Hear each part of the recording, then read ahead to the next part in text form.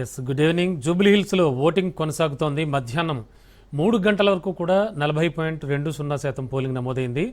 మందకొడి పోలింగ్తో Jubilee hills అభ్యర్థుల్లో గుబులు మొదలైంది. ఓటర్లంతా కూడా బూతులకు తరలివచ్చి ఓట్లు వేయాలంటూ అభ్యర్థులు విజ్ఞప్తి చేస్తూనే ఉన్నారు. జూబ్లీ హిల్స్ 6 డివిజన్లలోని బస్తీల్లో పోలింగ్ కేంద్రాలకు ఓటర్లు క్యూలో ఉన్నారు. బస్తీలు మినహా మిగతా కాలనీల్లోని ఓటర్లలో ఏమాత్రం ఉత్సాహం కనిపించడం లేదు. ఓటర్లను తరలించడానికి 3 పార్టీల అభ్యర్థులు పడరాని పాటలు పడుతున్నారు. బస్తీవాసులైతే ఓట్లేస్తున్నారు, కానీ పెద్ద పెద్ద అపార్ట్మెంట్స్, క్లాస్ ఏరియాలో ఓటు వేయడానికి ఎవ్వరూ రావడం లేదు. వృద్ధులు సైతం ఓటేస్తున్నారు, కానీ యువత రావడం లేదు. వీల్ చైర్లో సైతం వచ్చి దివ్యాంగులు సైతం ఓటు వేస్తున్నారు. కాళ్ళు చేతులు చక్కగా ఉన్నవాళ్ళు ఓటు వేయాలి అంటే బద్దకిస్తున్నారు. ఇకనైనా బద్ధకాన్ని వీడి బాధ్యతగా ప్రవర్తించాలి. కూడా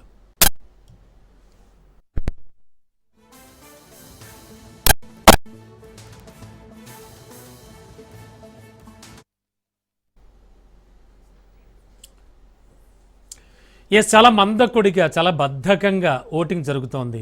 అసలు ఓట్లు వేయడానికి ఎవరు కూడా బయటికి రావట్లేదు. కేవలం బస్తీవాసులు మాత్రమే అదేదో తమ కోసమే ఓటింగ్ వచ్చినట్టుగా చాలా వాళ్ళైతే చాలా బాధ్యతగా వస్తూ ఉన్నారు. కానీ మిగతా వాళ్ళు ఎవరు కూడా, అంటే పెద్ద పెద్ద అపార్ట్మెంట్స్ కావచ్చు, ఇంకా చాలా చోట్ల పాష్ ఏరియాస్లో, జూబ్లీ హిల్స్ అంటే ఫస్ట్ మనకు గుర్తొచ్చేది పాష్ ఏరియా. అటువంటి పాష్ ఏరియాస్లో ఉన్నటువంటి వాళ్ళు ఎవరు కూడా ఓటింగ్కి రావటం లేదు. అంటే అసలు వాళ్ళ మనసులో ఏముందో, వాళ్ళు పౌర సమాజంలో వ్యక్తులే, వాళ్ళు ఖచ్చితంగా అది ఆలోచించాలి. తమ ఓటు హక్కును వినియోగించుకోవాలి, కానీ ఎవరు ముందుకు రావట్లేదు. అసలు ఒక అంచనా ప్రకారం 3 గంటల వరకు 40.20 మాత్రమే నమోదైంది. అంటే ఓటింగ్ శాతం మరో 2 గంటల్లో అద్భుతాలు ఏమైనా జరిగిపోతాయా? అంటే విపరీతంగా ఓటింగ్ అయితే జరుగుతుందా? చూద్దాం. Water it maybe. ప్రస్తుతానికి ఓవరాల్గా జూబ్లీ హిల్స్ ఓటింగ్ ఎలా ఉంది, సిచ్యువేషన్ ఏంటి, మా కరెస్పాండెంట్ రాజు వివరించడానికి సిద్ధంగా ఉన్నారు. రాజు, ఏం జరుగుతోంది? మరి ఇంత దారుణంగా పోలింగ్ శాతం నమోదవుతోంది అంటే లాస్ట్ టైం 47 అండ్ ఆడ్, కనీసం అంతవరకైనా వెళుతుందా? ఏమనుకోవచ్చు? ఎలా ఉంది సిచ్యువేషన్స్? రైట్ రమణ, ప్రస్తుతం జూబ్లీ హిల్స్ నియోజకవర్గంలో కీలక డివిజన్ అయినటువంటి రెహ్మత్ నగర్ డివిజన్ లోని రెహ్మత్ నగర్ చౌరస్తాలో మనం ఉన్నాం. ఈ చౌరస్తాలో ఉన్నటువంటి పోలింగ్ స్టేషన్ నెంబర్ 165, 166 పోలింగ్ బూతుల్లో ఉన్నాం. ఈ పోలింగ్ బూతుల్లో దాదాపు 2 పోలింగ్ బూతుల్లో కలిపి దాదాపు 1200 పైచిలకు ఓట్లు ఉన్నాయి. 165 లో total number of votes 682 votes ఉండగా ఇప్పటి వరకు పోలైనటువంటి ఓట్లు కేవలం 387 ఓట్లు మాత్రమే పోలయ్యాయి. మరి ఇంకా కేవలం 2 గంటల వ్యవధి మాత్రమే మిగిలి ఉంది. అందులోనూ పావు గంట ఇప్పటికే అయినప్పటికీ 1 గంట 45 నిమిషాల్లో 165 పోలింగ్ స్టేషన్ 295 ఓట్లు పోల్ కావాల్సి ఉంది. అంటే దాదాపు 56% మాత్రమే ఈ యొక్క పోలింగ్ స్టేషన్ లో నెంబర్ ఆఫ్ ఓట్స్ పోల్ అయ్యాయి. అంతేకాకుండా ఈ యొక్క 166 పోలింగ్ స్టేషన్ ప్రస్తుతం మనం చూస్తా ఉన్నాం. ఒక్కొక్కరుగా ఓటర్లు వెళ్ళి వారి యొక్క ఓటు హక్కును వినియోగించుకుంటున్నారు. లోపల ఏ ఒక్క ఓటరు కూడా క్యూ లైన్లు కట్టినటువంటి దాఖలాలు లేవు. అంతేకాకుండా ఇప్పుడిప్పుడే ఒక్కొక్కరుగానే ఇక్కడికి చేరుకొని నేరుగా ఓటు హక్కును కేవలం ½ మినిట్ నుంచి 1 మినిట్ లోపే వారి యొక్క ఓటు హక్కు వినియోగించుకుంటున్నటువంటి పరిస్థితి అయితే ఉంది. 166 పోలింగ్ బూత్ లో ఉన్నటువంటి నెంబర్ ఆఫ్ టోటల్ ఓట్స్ 628 ఓట్లు ఉండగా అందులో ఇప్పటి వరకు 298 ఓట్లు పోలయ్యాయి. అంటే 47.45% మాత్రమే ఓట్లు పోలయ్యాయి. మిగిలినటువంటి 330 ఓట్లు పోలు కావాల్సి ఉంది. అంటే కేవలం మిగిలి ఉన్నది మాత్రం ఈ యొక్క 1 గంట 45 నిమిషాలు మాత్రమే ఈ యొక్క ఓటు వినియోగించుకునేందుకు ఉన్నటువంటి అవకాశం, గడువు కూడా 1 గంట 45 నిమిషాలు మాత్రమే ఉంది. జూబ్లీ హిల్స్ నియోజకవర్గంలో ఏర్పాటు చేసినటువంటి 139 ప్రాంతాల్లో 407 పోలింగ్ బూత్లను ఏర్పాటు చేశారు, పోలింగ్ స్టేషన్లను ఏర్పాటు చేశారు. అక్కడ పూర్తి స్థాయిలో కూడా అన్ని రకాల ఏర్పాట్లు చేశారు. ఏ ఒక్క ఓటరు కూడా ఇబ్బందులు తలెత్తకుండా అన్ని రకాల జాగ్రత్తలు తీసుకుంటూ కూడా ఉదయం 7 గంటల నుంచి సాయంత్రం 6 గంటల వరకు, అంటే నియోజకవర్గంలో ఉన్నటువంటి ఓటర్లు కొందరికి ఉదయం వేళలో వీలు కానటువంటి ఓటర్లు మధ్యాహ్నం తర్వాత వస్తారని భావించినప్పటికీ కూడా మధ్యాహ్నం తర్వాత ఈ యొక్క పోలింగ్ శాతం ఊహించని విధంగా పుంజుకుంటుంది అని భావించినటువంటి అంచనాలన్నీ తలకిందులుగా మారాయి. ఏ ఒక్క ఓటరు కూడా ఈ యొక్క పోలింగ్ బూత్లకు వెళ్లేందుకు ఇష్టపడడం లేదా, లేదంటే ఆసక్తి చూపడం లేదా అనేది కూడా చూడాల్సినటువంటి అవసరం అయితే కనిపిస్తా ఉంది. ఓవరాల్ గా నియోజకవర్గంలో ఉన్నటువంటి 4,01,365 మంది ఓటర్లు ఉండగా అందులో అత్యధికంగా ఇప్పటి వరకు ఓటు హక్కు వినియోగించుకున్న వాళ్ళలో అత్యధికంగా కూడా చంటి బిడ్డలతో వచ్చేటటువంటి ఓటర్లు, వృద్ధులు, వికలాంగులే అత్యధికంగా వారికి పోలింగ్ స్టేషన్ కి రావడానికి కూడా వీలు కాలేనటువంటి వారు ఎవరైతే ఉంటారో వారు ఇతరుల సహాయం తీసుకొని ఈ యొక్క పోలింగ్ చేరుకుంటున్నారు. వారి యొక్క ఓటు హక్కును వినియోగించుకుంటున్నటువంటి సిచ్యువేషన్ అయితే కనిపిస్తా ఉంది. కానీ యువత, అక్షరాస్యత కలిగినటువంటి యువత, అంతేకాకుండా జూబ్లీహిల్స్ నియోజకవర్గంలో అత్యధికంగా ఉండేటటువంటి కార్మికులు కూడా పెద్ద ఎత్తున ఓటు హక్కును వినియోగించుకుంటున్నారు. కానీ ఈ యొక్క అక్షరాస్యత కలిగి ఉన్నటువంటి యువత కానీ, అదేవిధంగా ఉద్యోగాలు చేసేటటువంటి సాఫ్ట్వేర్ కంపెనీల్లో కావచ్చు, ప్రైవేటు కంపెనీల్లో కూడా ఉద్యోగాలు చేసేటటువంటి యువత ఈ యొక్క పోలింగ్ స్టేషన్ కు వచ్చి ఓటు హక్కును వినియోగించుకునేందుకు కూడా కొంత సంసిద్ధంగా లేరా అనేటటువంటి ప్రశ్నలు ఉత్పన్నమవుతా ఉన్నటువంటి సిచ్యువేషన్ అయితే కనిపిస్తా ఉంది. ఇప్పటి వరకు కేవలం మధ్యాహ్నం 3 గంటల వరకు 40.20% మాత్రమే జూబ్లీహిల్స్ నియోజకవర్గ వ్యాప్తంగా ఈ యొక్క పోలింగ్ పర్సెంటేజ్ నమోదైనటువంటి పరిస్థితి అయితే ఉంది. అంటే 4 లక్షల్లో కేవలం సగం కూడా ఈ యొక్క పోలింగ్ పర్సెంటేజ్ కానటువంటి పరిస్థితి అయితే ఉంది. కేవలం ఈ యొక్క 1,80,000 మంది ఓటర్లు మాత్రమే మధ్యాహ్నం 3 గంటల వరకు కూడా వారి యొక్క ఓటు హక్కును వినియోగించుకున్నటువంటి సిచ్యువేషన్ అంటే దారుణంగా ఉన్నటువంటి సిచ్యువేషన్ గా మనం పరిగణించాల్సి ఉంటుంది. అయితే గతంతో పోలిస్తే ఈ ఎన్నికల్లో, జూబ్లీహిల్స్ ఉప ఎన్నికల్లో కొంత పోలింగ్ పర్సెంటేజ్ పెరిగేటటువంటి ఛాన్స్ అయితే కనిపిస్తా ఉంది. ఎందుకంటే ఓటర్లు కూడా 40,000 మంది ఓటర్లు అదనంగా ఓటరు జాబితాల్లో తమ పేరు నమోదు చేయించుకున్నారు. కొత్తగా ఓటు హక్కు వచ్చిన వారు అయితే మొదటగానే వారి యొక్క ఓటు హక్కును వినియోగించుకుంటున్నటువంటి పరిస్థితి అయితే ఉంటుంది. ఎందుకంటే ఎగ్జైట్మెంట్, మొదటిసారిగా మేము ఓటు హక్కు వేయకపోతా ఉన్నాం అనేటటువంటి ఎగ్జైట్మెంట్ తో కొందరు వచ్చిన వారైతే యువత, అదే విధంగా మధ్య వయస్కులు మాత్రం ఈ యొక్క పోలింగ్ బూత్లకు రావడానికి కొంత అనాసక్తిగా ఉన్నారా అనేటటువంటి ప్రశ్నలు ఉత్పన్నమవుతా ఉన్నటువంటి సిచ్యువేషన్ కనిపిస్తా ఉంది. కార్మిక నగరు, అంతేకాకుండా ఈ యొక్క బస్తీలలో ఉండేటటువంటి డైలీ వారి జీవనోపాధి గడిపేటటువంటి డైలీ లేబర్స్ కావచ్చు, వివిధ ఉపాధి చేసుకునేటటువంటి మట్టి పని, పార పని చేసుకునేటటువంటి పేద, బడుగు, బలహీన వర్గాలు, అంతేకాకుండా నిరుపేదలు ఈ యొక్క ఓటు హక్కును వినియోగించుకునేందుకు ఇక్కడికి చేరుకున్న పరిస్థితి ఉదయం నుంచి మనం చూసాము.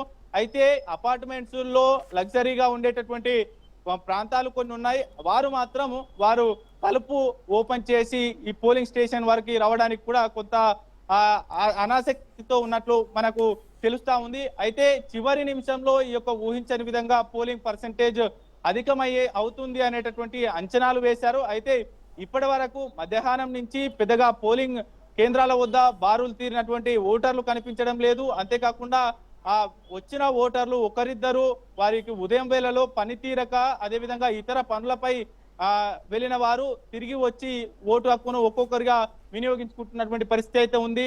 పూర్తి స్థాయిలో కూడా ఈ యొక్క నియోజకవర్గంలో ఉన్నటువంటి ఓటర్ల గతంతో పోలిస్తే గడప గడపకు లీడర్లు వెళ్లి ప్రచారం చేశారు.